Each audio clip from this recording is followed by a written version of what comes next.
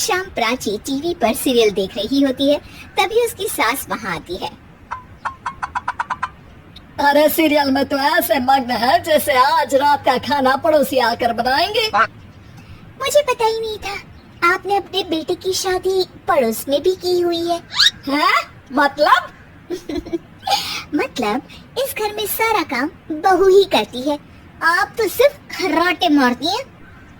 अच्छा जी, फिलहाल तो तुम आराम फरमा रही हो, चलो जाओ, ये मेरे टीवी देखने का समय है। इसीलिए मुझे भगाया जा रहा है। सॉरी, अब तो बिल्कुल नहीं जाऊंगी। प्राची की इस बात पर दोनों सास बहू के बीच टीवी रिमोट के पीछे बच्चों जैसी छीना झपटी शुरू हो जाती है, जिसके बीच श्लोक भी काम से घर वापस आ जाता है। आज मेरी चूहे बिल्ली की जोड़ी किस बात पर झगड़ रही है? अरे तेरी बीवी मुझे टीवी नहीं देखने दे रही। अरे तुम्हारी मम्मी मुझे खाना बनाने के लिए फोर्स कर रही है।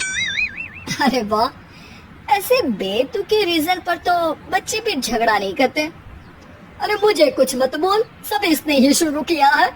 हाँ, जैसे आप तो बहुत दूध की धूली है ना। अरे बस, दोनों चुप। प्राची जाओ, खाने की तैयारी करो, और माँ तो छोड़ो, तुम्हें क्या बोलूं, शांति से अपना सीरियल देखो, मुझे दोबारा लड़ने की आवाज सुनाई नहीं देनी चाहिए। ऐसा बोलकर श्लोक वहाँ से चला जाता है, जिसके पीछे पीछे प्राची भी कुछ न कुछ बड़बड़ाते हुए रसोई में चली जाती है। हाँ, सासू जी को तो कुछ बोलेंगे ही नहीं, बस मुझ पर ही हुक्म चलता है, खाना बनाओ, जैसे मैं इनके घर में खाना बनाने के लिए आई हूँ। इसी तरह शाम बीतती है और रात को श्लोक और प्राची की सास खाना खाकर सोने चले जाते हैं, लेकिन प्राची गुस्से में कुछ खाए बिना काम में ही लगी रहती है। इस घर में किसी को घंटा फिक्र नहीं पड़ता, मैं खाऊं या भूखी रहूं। प्राची कुछ देर के लिए रसोई से बाहर जाती है और जैसे ही वापस आती है तो वहाँ दूध का भरा ग्लास देखकर हैरान रह जाती है। फिक्र पूरी है, बस दिखाना नहीं है। प्राची दूध पीकर सोने चली जाती है और अगली सुबह एक बार फिर सास बहू का कार्टून नेटवर्क स्टार्ट हो जाता है। ये तुमने ही किया है। अरे अजीब जबरदस्ती है, मैं बोल रही हूँ मैंने कुछ नहीं किया। दोनों ने मिलकर पूरे घर को पागल खाना बनाया हुआ है। यहाँ कोई नॉर्मल इंसान तो रह ही नहीं सकता, इसीलिए अब पड़ोसी क्या रिश्तेदार भी घर आने से कतराते हैं। अरे सुन बेटे, तू भी चंगा, तेरी माँ भी चंगी, तेरी बीवी भी चंगी, रिश्तेदार। हाँ जी, आपको नहीं पता क्या, गंगाधर ही शक्तिमान है, रिश्तेदार ही। हाँ, बस समझ गया। कभी जानवरों जैसे लड़ेंगी तो कभी जुगलबंदी करेंगी। भाई मैं आप दोनों के बीच में नहीं फंसना चाहता। सास बहू की इस मन मौजी जोड़ी से परेशान होकर श्लोक अपना सिर खुजलाता वहाँ से चला जाता है। चलो अब मैं भी कीर्तन में जा रही हूँ। इस पर जैसे ही सास कमरे में अपना पर्स लेने जाती है तो वहाँ नाश्ते की प्लेट रखी देख मुस्कुराने लगती है और नाश्ता करके घर से बाहर निकलते हुए कुछ पैसे टेबल पर रख जाती है, जिसके कुछ देर बाद सिलेंडर वाला घर आता है। ओ मोरी मैया, मैं सिलेंडर के बारे में तो बिल्कुल भूल ही गई थी। घर खर्च के सारे पैसे भी मम्मी के पास है और श्लोक से बोला तो उल्टा 4 बात सुनाएंगे। प्राची ये सोच ही रही होती है कि अचानक उसका चेहरा चमक उठता है और वो घर में आकर इधर उधर देखने लगती है। तभी उसकी नजर टेबल पर रखे पैसों पर पड़ती है, जिन्हें वो सिलेंडर वाले को दे देती है। ये सब श्लोक देख लेता है।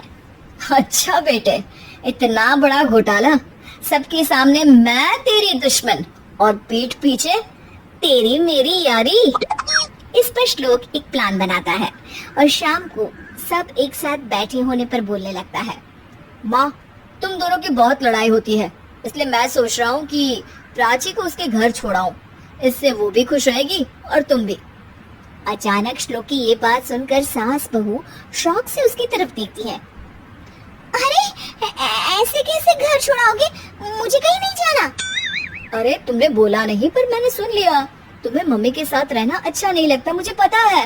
अरे वो हरे, जब बहू खुद कुछ काम बोले तो वो तुझे सुनता नहीं, और अब जो इसने बोला ही नहीं वो तू समझ गया। जब उसे नहीं जाना तो फिर जबरदस्ती क्यों कर रहा है?